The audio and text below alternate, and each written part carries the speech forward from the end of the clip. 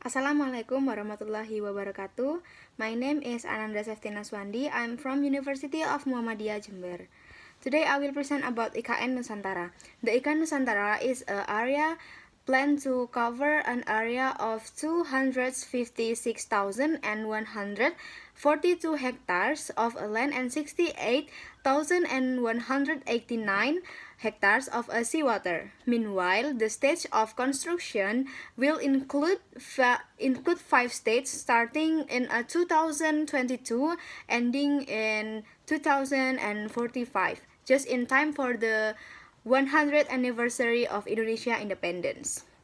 The first phase of the IKN development is divided in 3 majors, namely urban development, infrastructure development, and economic development.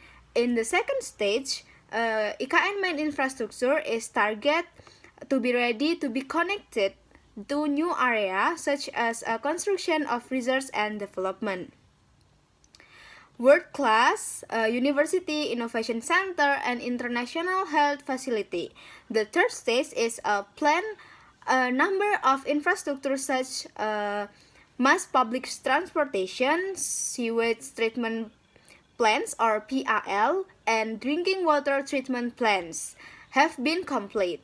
The first stage is marked by the rapid development and of education and health sectors, which will become the driving force for other economic sector in IKN. In the fifth stage, IKN is expected to have reached a peak marked by sustainable industrial development and sustainable population growth.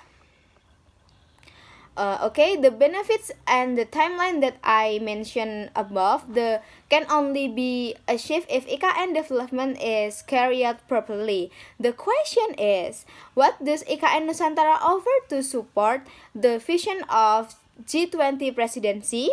IKN Nusantara will be built by offering a smart city concept where the development will pay attention to 6 aspects of smart city, namely is first, smart economy. International Institute or IMF project that Indonesia economic growth will continue to grow in 2022. Even the IMF has highlighted Indonesia's success in maintaining economic stability and the financial sector is in the midst of pandemic. This means that the city in Indonesia can be a place for a sustainable economy activities through productivity and innovation issue.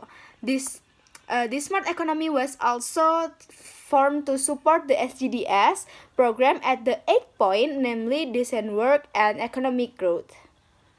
Okay, next is smart mobility and smart environment.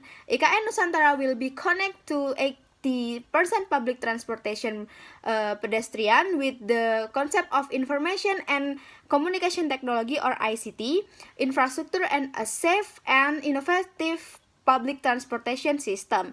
The use of transportation and the other energy in IKN Nusantara will use 100% renewable energy, thus prioritizing aspect of comfort, sustainable resorts, and supporting net zero emission at IKN in 2045. This also contribute to support the SDGs at the point 7, namely clean and affordable energy.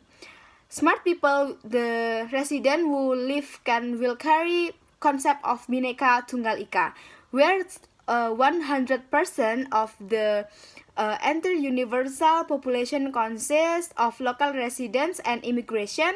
Residents will also participate in the public interest, maintain ethnic and social plurality, and continue to cooperate in promoting economic growth.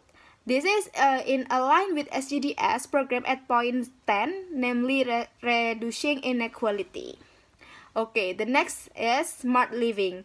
IKN will be built with a high quality life where food production needs are sufficient.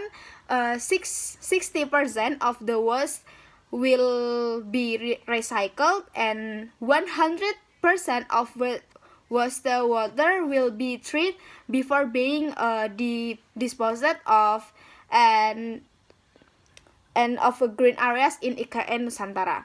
This is also support the SDGs program at the sixth point, namely clean water and proper sanitation, and the 12th point is namely sustainable cities and settlements.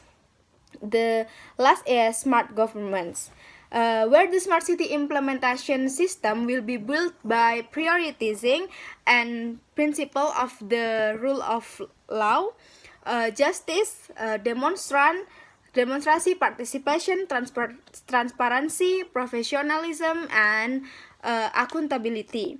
This is also support the SDGs program, especially at point 16, namely justice and strong institution. Okay, that is my presentation today about IKN Nusantara. Thank you.